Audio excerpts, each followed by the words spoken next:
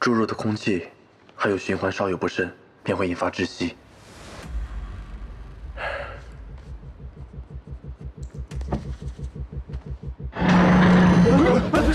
怎么会？不是，你听到了吗？什么声音啊？主公，什么声音啊？喜儿，刚才还好好的，没事吧？啊？媳妇儿啊，你感觉怎么样？媳妇儿，舱内一切正常，我正在排查刚才的异响。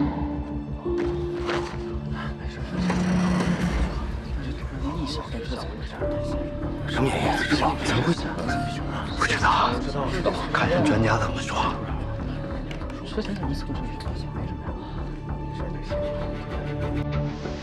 已经30分钟了。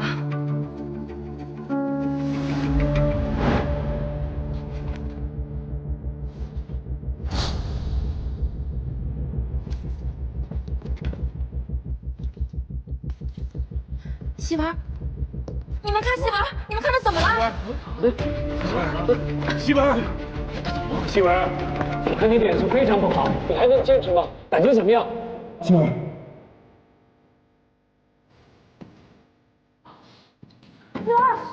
媳妇儿，就是有点胸闷，有点喘不过气来，我还能坚持。好像喘不上气儿了。主公，我看媳妇儿坚持不了多久了，咱们要不要终止实验？可媳妇没有按报警器，也许还没有事情。大洋，现在舱内的数值并没有达到你所计算的，怎么回事啊？这才刚刚到峰值的2/3，不应该有这么大的反应。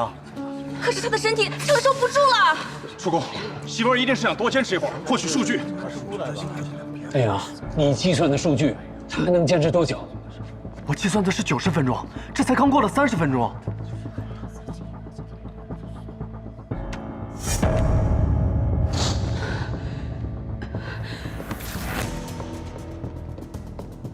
媳妇儿，看一下。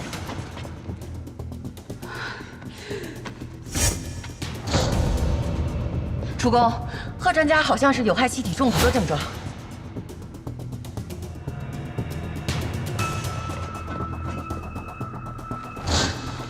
终止实验，打开舱门，医护人员，快！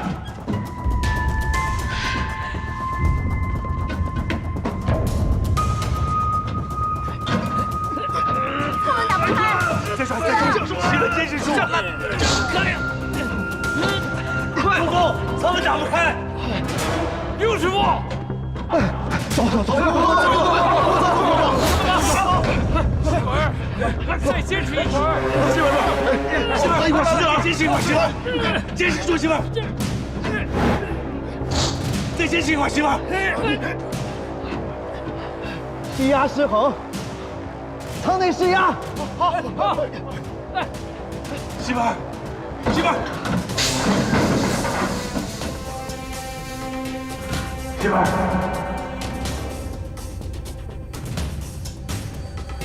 快把人抬出去，媳妇，你没事吧？贺专家，媳妇，贺专家，快！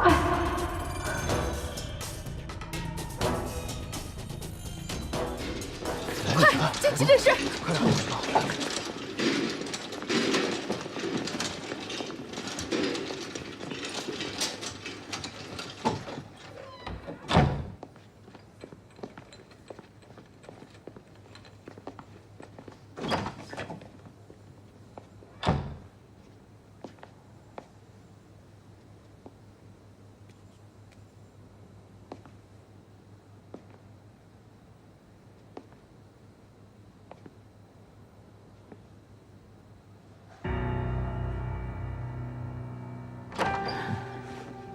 葛主任，贺秀儿同志怎么样了？主公别担心，贺专家已经脱离生命危险了。那也就是说没事了。现在还不能这么下定论，主要是他吸入了大量的有毒气体，不排除会有后遗症。现在要留院观察。那他人醒了没有啊？他暂时还没有醒，不过你们别担心，他现在各项生命体征都正常，再给我们一点时间，我们会尽力的。谢谢了。不客气。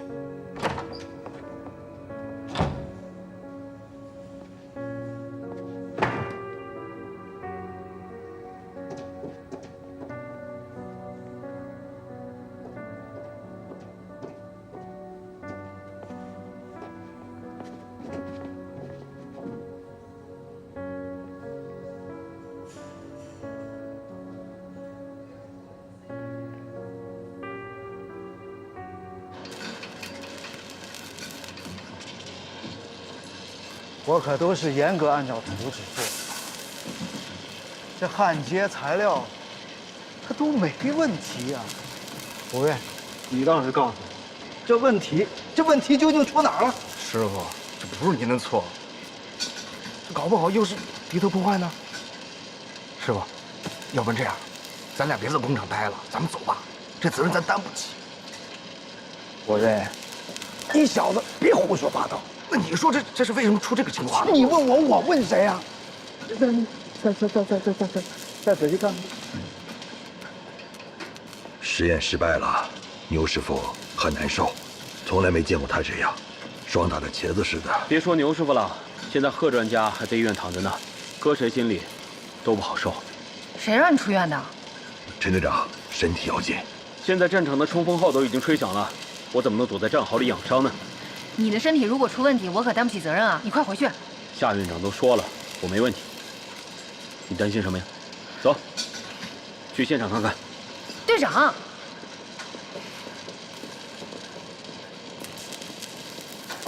哎，师傅，关同志来了。刘师傅，关同志，这件事你们得好好查一查，就算找全国最顶尖的工匠来检查，我师傅的手艺都没问题。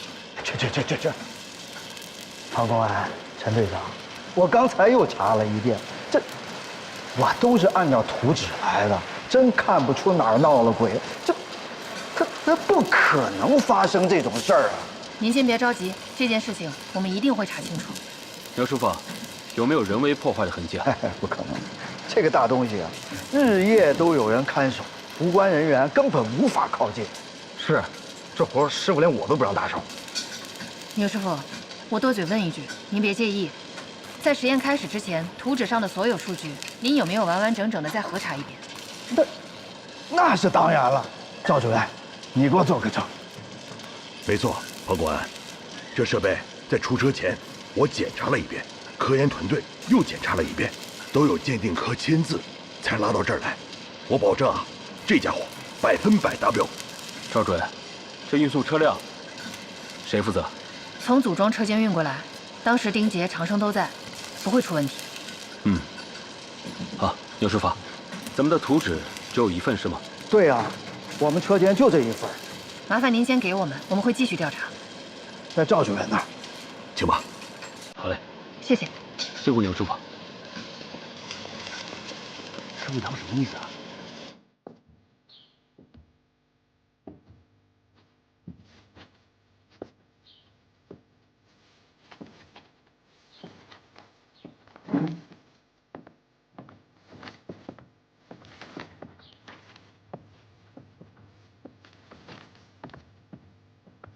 主公，您最近都没怎么休息，要不要歇会儿？到底怎么回事还没弄清楚，我怎么歇啊？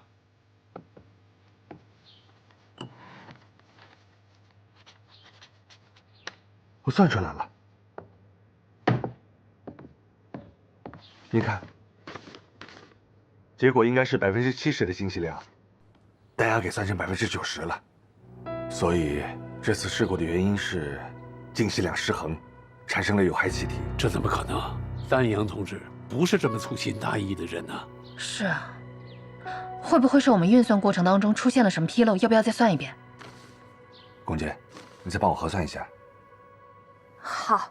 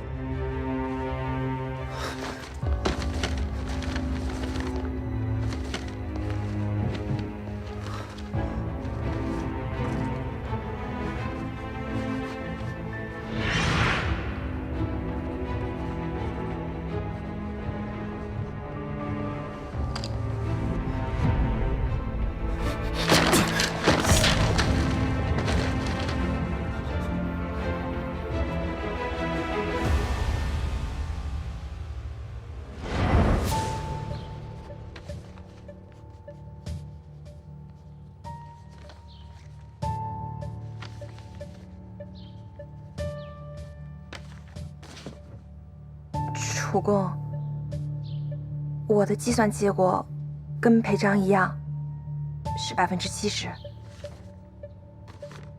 丹阳他确实多算了20%的进气量，他算错了。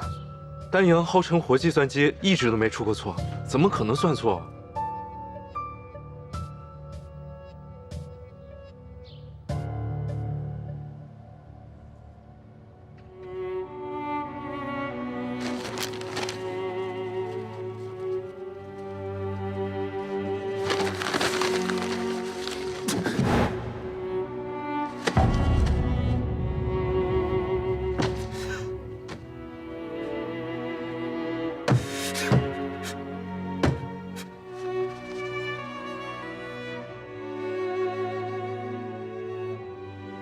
看好这儿啊！好。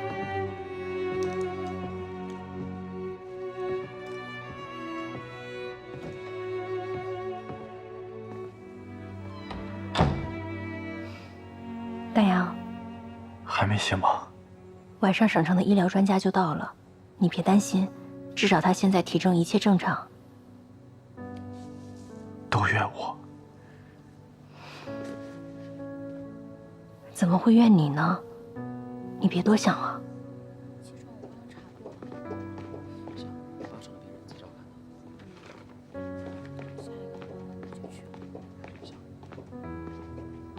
丹阳，红梅姐，我们需要你配合协助调查。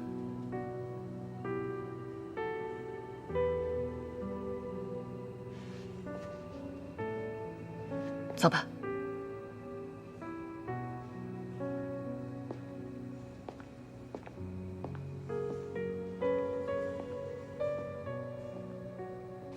丹阳，这个是楚工和专家组的计算结果，这是你的计算结果，其中，在进气量的数值上，你的结果是90%，跟大家的不一样。你再看看。我重新算了一遍，是我算错了。丹阳，我们跟楚工讨论过了，这个计算公式并不太复杂，你怎么会算错呢？我不知道，我真的不知道为什么会算错。丹阳，你想一想，有没有其他人接触过？我说了是我的错，有什么后果我自己承担。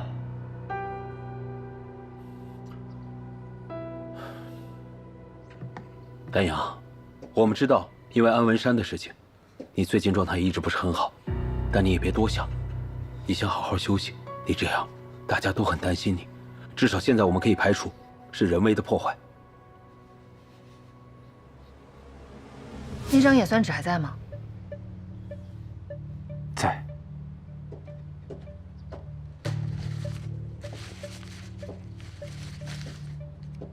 帮我指一下，哪一步是错的？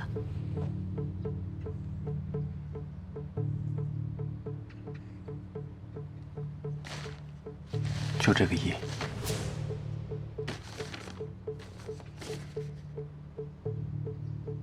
计算之后没有再复核吗？这就是我复核之后的结果。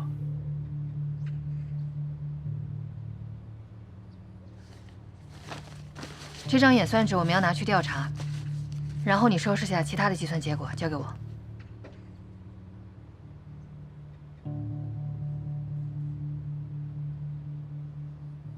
实验舱实验失败的原因已经查明，是因为季丹阳同志运算错误所造成的。但是作为总工，我没有及时发现漏洞，有不可推卸的责任。请上报，我对我的处分是记大过一次。季丹阳同志由于运算错误造成试验失败，对他的处分是暂停水利工程的一切工作。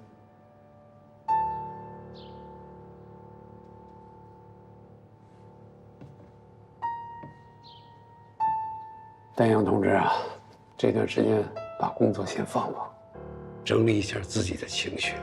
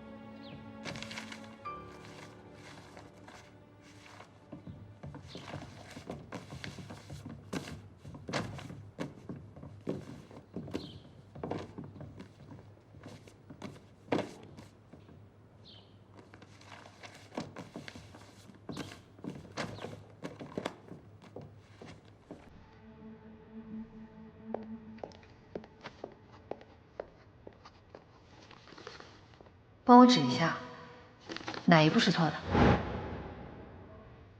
就这个一。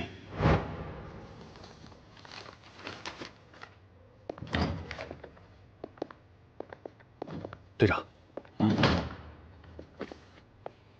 看半天了。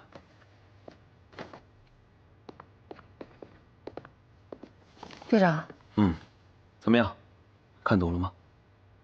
季丹阳说，这次的问题就出在这个一上。一？那这是多写了个数字，还是写错了？我也不懂。他说是系数问题，而且这纸已经被揉成这样了，更多的也很难判断。丁姐，专家组那边怎么样？专家组那边现在人心惶惶的，楚公主动担责，记了自己一个大过，这份担当还是让人佩服的。那季丹阳呢？他被暂停工作了。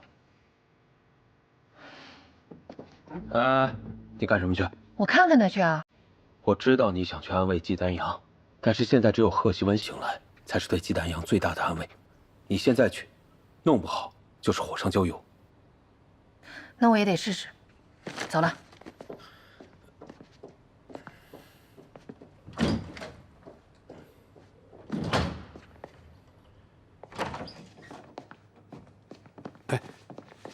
怎么样，院长？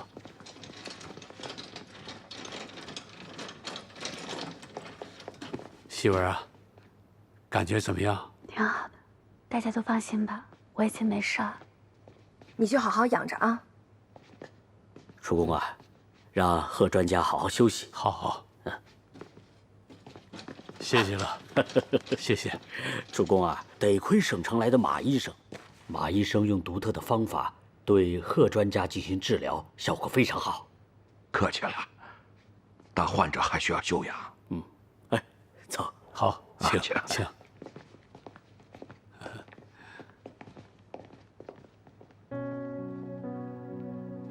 你看，徐文姐都醒了，没事了。丹阳，你别太自责了，事情都过去了，你还有自己的事情要做。没事就好，没事就好。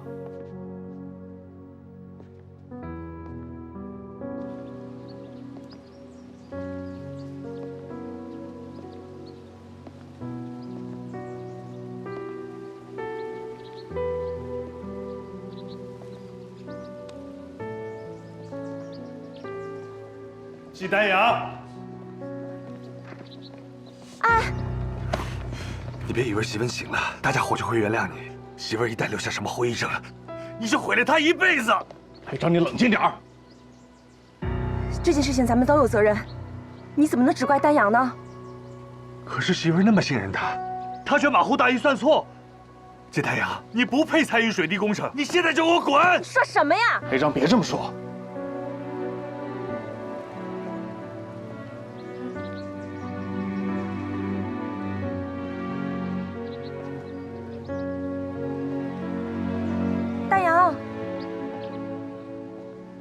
李裴章，他心里够不好受了，你干嘛呀？你这是？你看看媳妇现在什么样了？你什么样了？你还好意思帮他？别吵了，别吵了。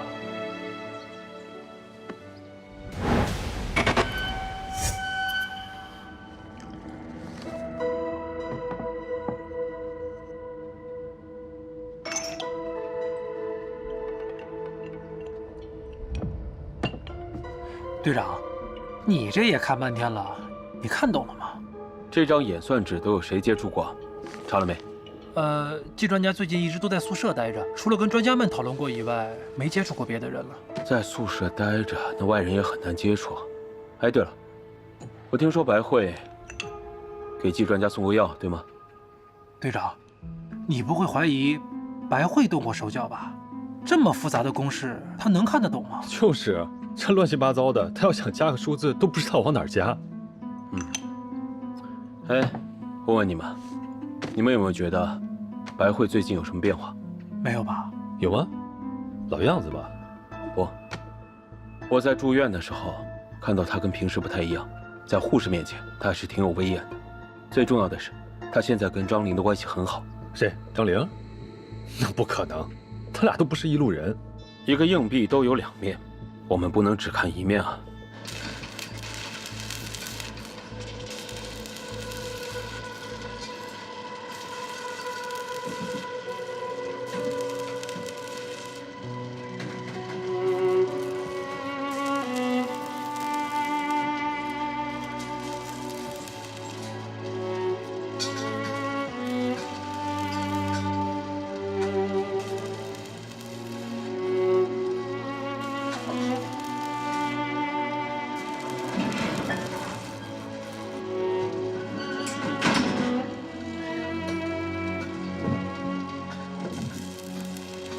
师傅，你是我们没日没夜的好好干，专家的笔头一转弯，得，我们白干了，还得让我们翻来覆去检查这个大铁壳子，该着咱们什么事儿？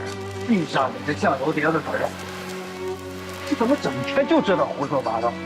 你下料还有下错的时候呢，更何况人家那是科学家，啊，你以为那科学都是气儿吹的？成了。师傅，我觉得有时候您说的也不全对。师傅，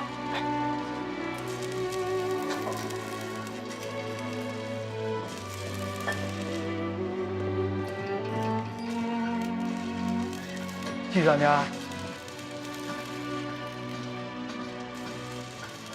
他，季专家。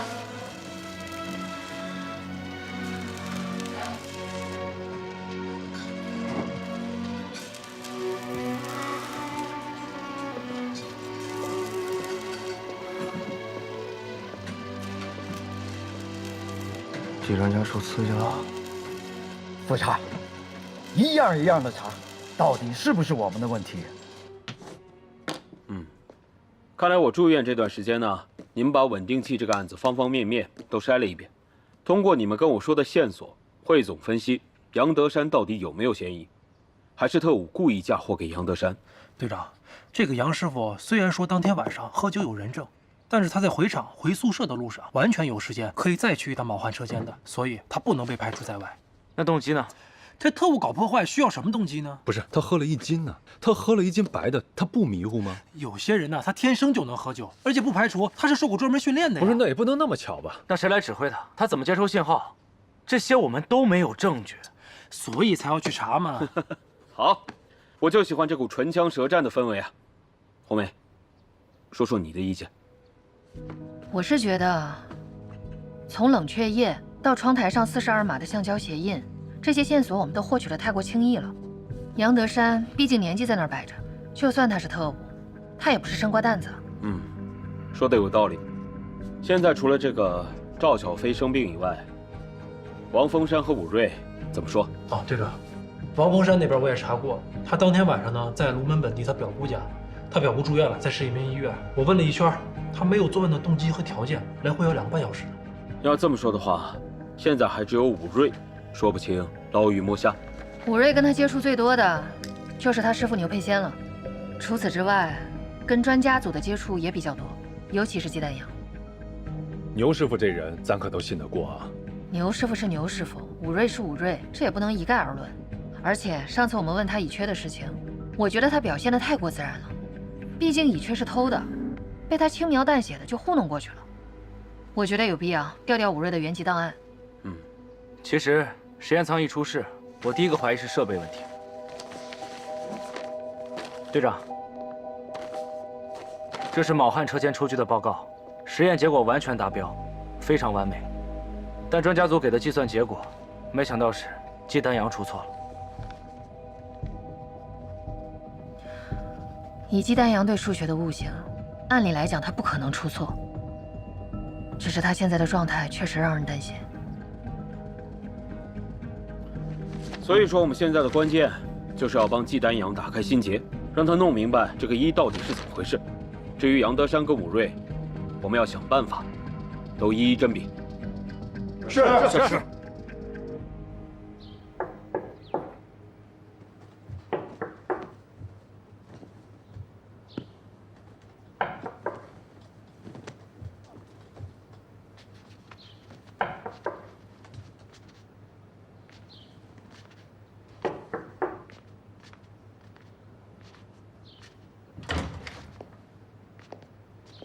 你在睡觉啊？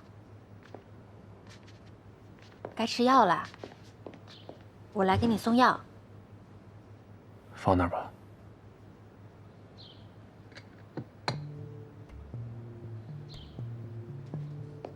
还是要多开窗通风，阳光进来，心情也会好。拉上。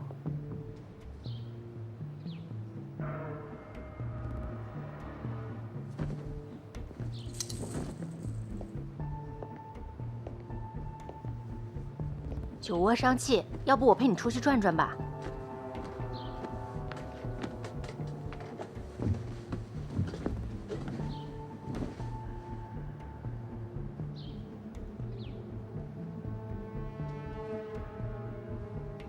多休息是好事，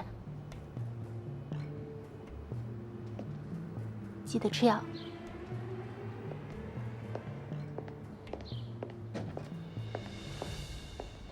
白慧，红梅姐，你这2天给丹阳送药，觉得他状态怎么样？不好，很不好。我觉得比以前更差了，什么也没做，好像一直在睡觉。我想进去把他窗帘拉开，他都不让。再这么下去，他的身体肯定吃不消，得赶紧想个办法让他振作起来。我是真的不知道该怎么办了，我都不知道给他熬的中药他吃没吃。不行，丹阳，丹阳，季丹阳，你在吗？季丹阳，是我。季丹阳，季丹阳，你又来干什么呀？吓死我了！我还以为你出什么事儿了。过来把饭吃了。药怎么没吃啊？不想吃。你看看，大白天的拉什么窗帘啊？快起来，趁着饭还热乎着啊！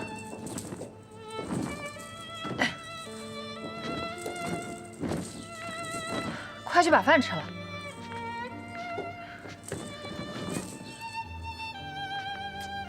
不是你跟我说的吗？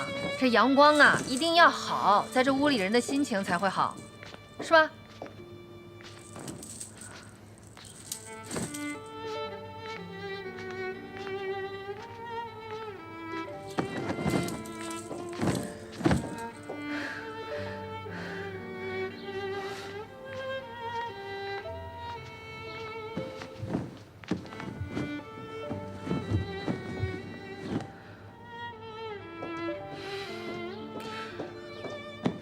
丹阳，来，起来，把饭吃了。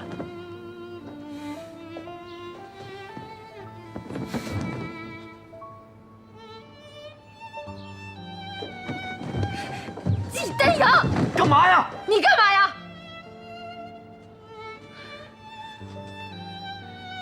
现在专家组哪一个人比你好受？专家组每一个人，现在都在努力照顾檄文，在努力钻研水滴工程。你在这干嘛呢？把自己关在这个房间里。不出屋对你有任何好处吗？解决任何问题吗？那你说我该怎么办？我还能怎么办？檄文出了事，我比谁都难过，我比谁都自责。我宁可躺在医院的是我。那你就像个男人一样，跟大家并肩战斗。犯了错误不可怕，重要的是要找到原因，然后尽量去弥补，不是像你一样，躲在这个屋里当一个逃兵。为什么你一定要让每一个关心你的人都担心你啊？好啊。你想躺在这儿是吧？你想睡觉是吧？那你就别出来。有本事你一直躺在这儿，永远别出这个屋。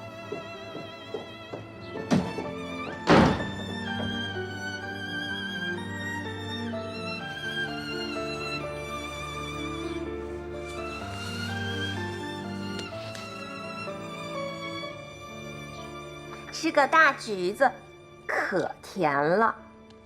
吃了你就快点好起来吧，喜文。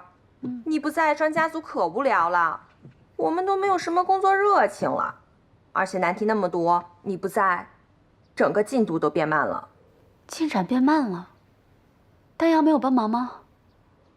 我说媳妇儿，你都这样了，还一口一个丹阳，一口一个丹阳的。如果不是他计算错误，你会受伤躺在这儿吗？你干嘛这么说他？这不是事实吗？所以现在专家组暂停了他的工作，让他去给技术工人讲课去了。你说这些都没有意义。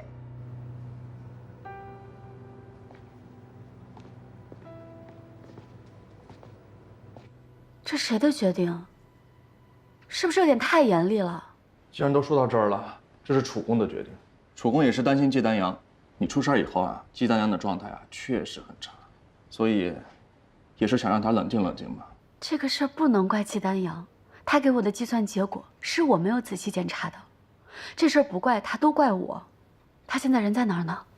我要见他。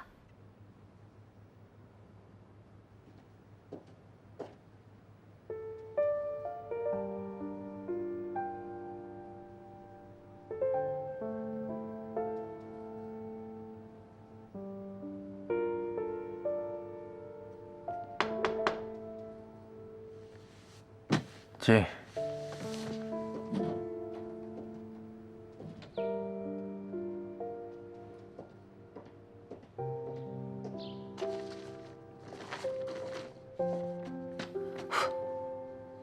还没骂够？我是来道歉的，不应该对你发火，对不起啊。谢谢你关心我，你说的我也都听进去了。你说的对，但是我还是没办法原谅我自己。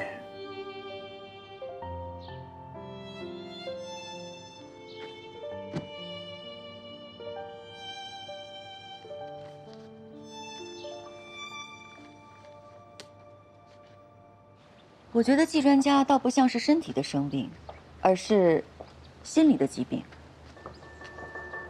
一开始，由于安文山的过世，季专家伤心过度，心理极端压抑。他是精神状态导致身体的问题，就是一种忧郁的状态，整个人持续低迷消沉。这种病也叫做忧郁症，这只是医学史上的一种说法。当然了，其实我们每一个人都有可能会得这种病，而且这种病情严重的时候，病患会有很多极端的行为。什么极端行为？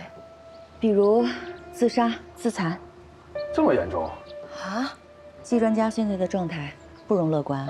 那得赶紧想想办法，不能让他再这么下去。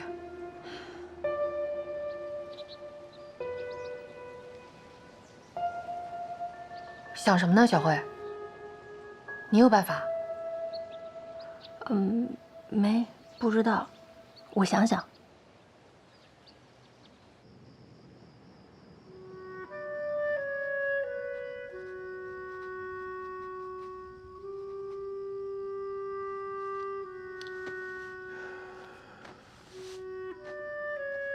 把自己关在这个房间里，不出屋对你有任何好处吗？解决任何问题吗？犯了错误不可怕，重要的是要找到原因，然后尽量去弥补，不是像你一样，躲在这个屋里当一个逃兵。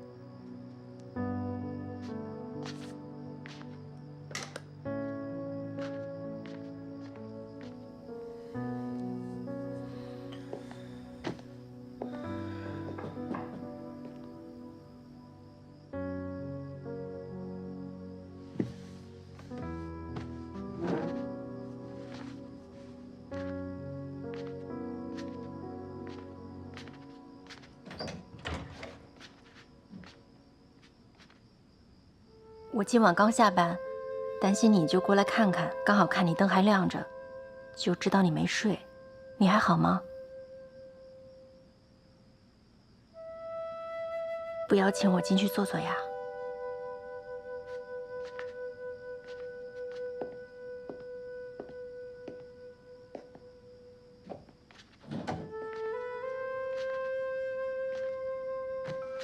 这么晚了还在算题，你又不是睡了？你怎么没喝药？哎，你别喝了，都凉了，伤胃。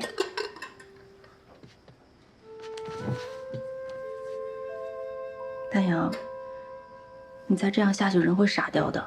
希文姐那天还问我，说你为什么不去看看她？其实你去过，但是你没敢进病房，你不敢面对希文姐，对不对？其实说到底，你是不敢面对你自己。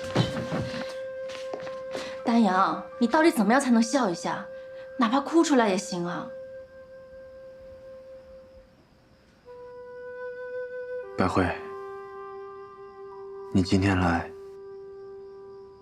就是为了说这些吗？我知道你对我好，发生这些事情，我也不想。从我师兄的事开始，一直到现在，我也不知道我怎么了。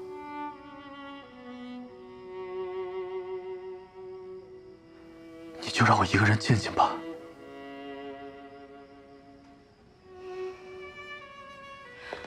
走，我带你去个地方。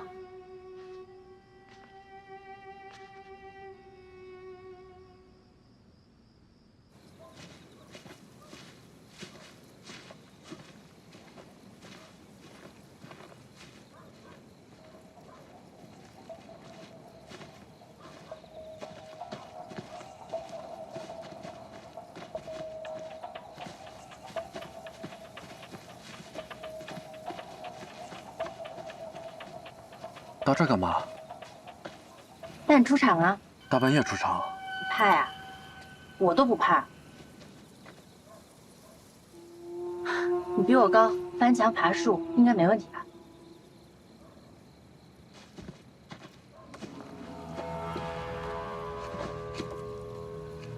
来呀，等什么呢？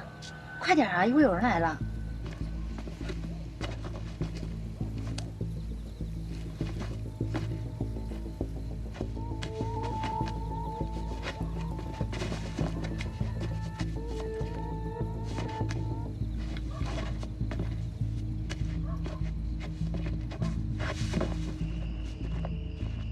这要带我去哪儿啊？带你看看我们卢门最美的风景。这大半夜的看什么风景啊？到了你就知道了。慢点啊！你走过这条路啊？当然，现在只有走这条路才能来得及。哎呦，小心！来。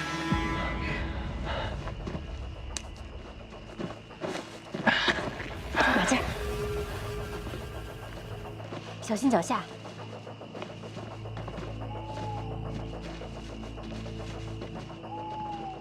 百惠，我在呢。这什么声啊？这是猫头鹰，你别怕，吃不了你。不过我们得快一点了，我怕来不及了。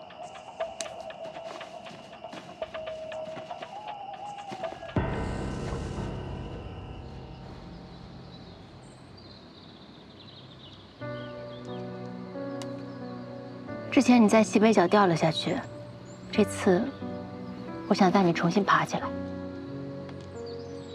我以前不开心的时候就想来这儿看日出，平时不注意，太阳好像瞬间就会升起来。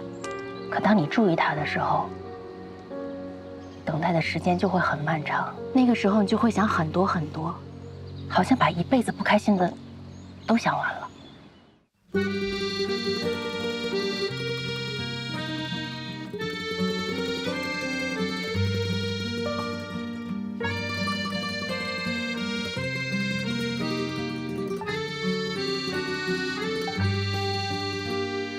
勇敢的理由，在你的眼眸，相对不用说出口一样的感受。